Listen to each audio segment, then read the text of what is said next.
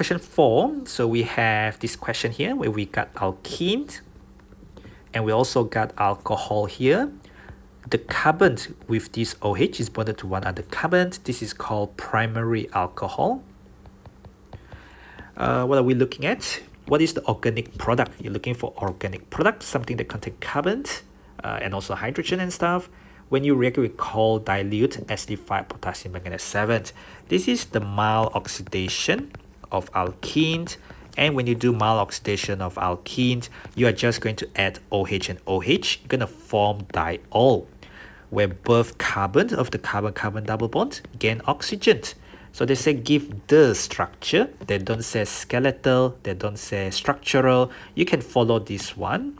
And you can just give, like where you lost a double bond, you give OH and OH. My usual favorite is to draw skeletal. So I'm going to convert this to skeletal. You don't have to follow my usual standards, but skeletal is beautiful and you are expected to be able to master skeletal in AS chemistry so that you have an easier time in A2. CH3, CH3 there. CH3, CH2, OH is there. So when you add OH and OH there, you are going to get, you're going to lose the double bond and then you get OH and then you will get OH like that. Of course, if you want to use the partial structural kind of format, which is the same as the question above, so you're going to get that and then you're going to get OH and OH. This is not display, obviously. I haven't displayed every single covalent bond, but these or these will be all right because they don't mention skeletal or structural or display that for that 1 mark. The next thing, when you had hot concentrated KMNO4 and you look there, structures and products, this is plural because you're going to rupture. You're going to rupture this carbon-carbon double bond. So when I rupture it, this is an extreme oxidation. You think about the conditions. So it's going to break the carbon-carbon bond totally. And when we break it, we need to consider this group there. It's carbon and carbon, so this is called RCR- carbon double bond, and that will give you ketone. So that will give you the ketone, which is like that. I think I can draw better ketone than that. So there's the ketone there. So there's the original carbon of the carbon-carbon double bond become a carbon oxygen like that. This is also alkyl and alkyl, so both of them RCR-, you will get another ketone. However, this thing there is primary alcohol. Primary alcohol will be oxidized by these extreme oxidation conditions, the oxidizing agents, and hot and concentrated. What you will get is, you will get carboxylic acid. So what we get there is a ketone and carboxylic acid. I can draw this slightly better, I guess, but let me see if I can draw it just a bit better, just to show you the format. So this one and this one, product 1 and product 2 there. They say structures again. You're more than welcome to use these kind of structures if you wish to. I've just done skeletal because I could do my skeletal easily. The next bit of the question is basically about the electrophilic addition mechanism onto alkene. And they just want you to complete this thing. They already given you the dipoles that was induced by being close to these rich in electron. The pi bond is rich in electrons. So from the alkene double bond, attacks the bromine with the delta plus, and then give away the electrons to the Br with the delta minus. And now I'm going to form CH2OH like this, CH3, CH3, CH3.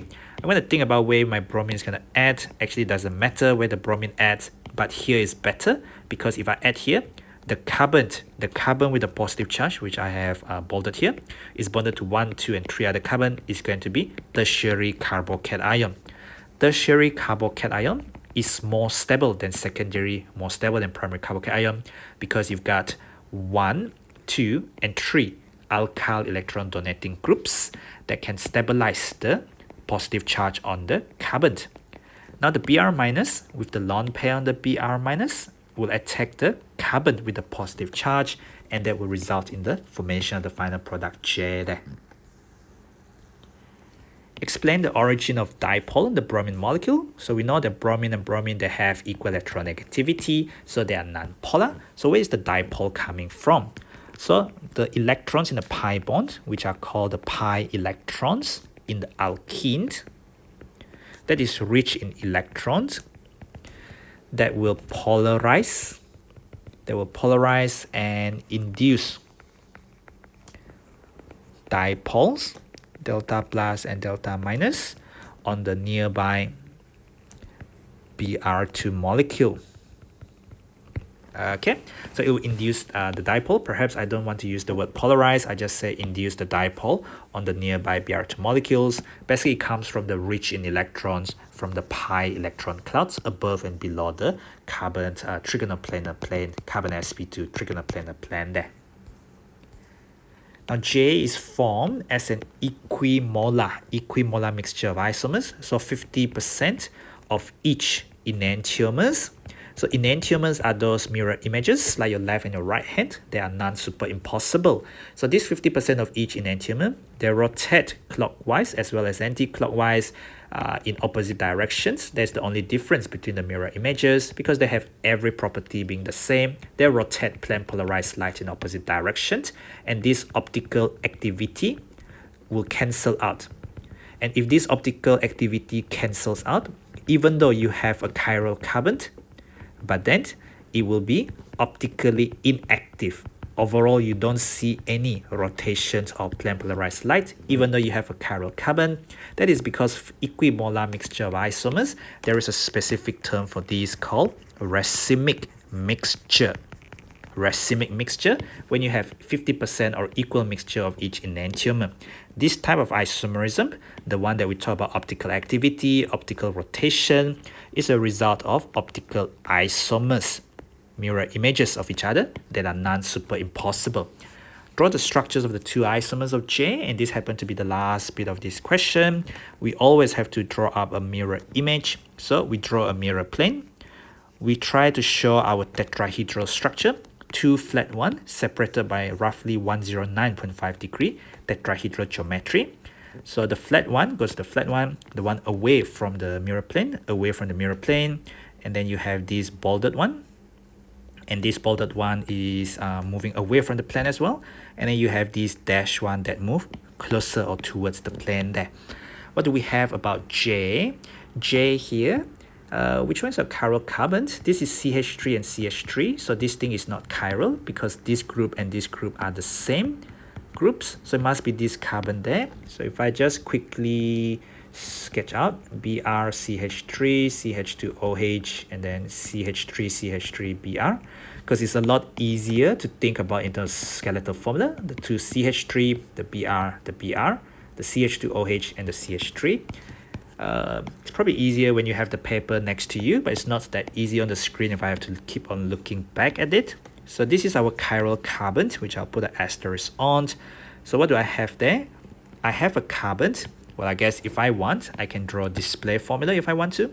I'm not going to draw display actually. It's a bit scary. What do I have? I have a CH3, and a Br. So this thing there is the big group on this side. I have a Br, a CH3.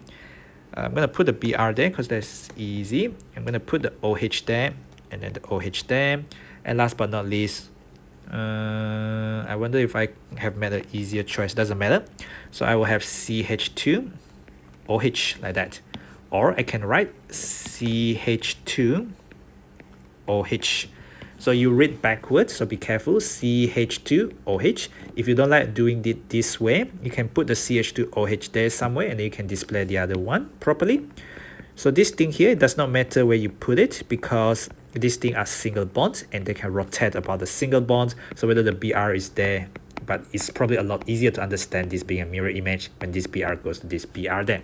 As long as you show this being tetrahedral with two flat lines and then one coming out towards you, coming out from the plane, from the screen, and this away from the screen, and this projects the mirror image onto that, you will be fine with the two mirror images there. And of course, that is the chiral carbon.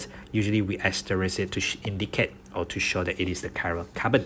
And for that 2 marks, and that's how easy it is to get the 2 marks, hopefully for you. This is the end of that 10-mark question. This is the end of this whole paper actually. So thank you for watching, and don't forget to click the button on the bottom right to subscribe to my channel. And do follow me at ptet.chemistry. That's at ptet.chemistry on Facebook, Instagram, Twitter, and Telegram. And do share the channel widely with other friends who can watch all the topical playlists for free. And if they feel it's worth it, they can get all the yearly paper tutorials by upgrading to the silver tier membership, either via VPN or direct subscription to the silver tier membership. Thank you for watching. Thank you for supporting the channel. I'll see you in the next tutorial video.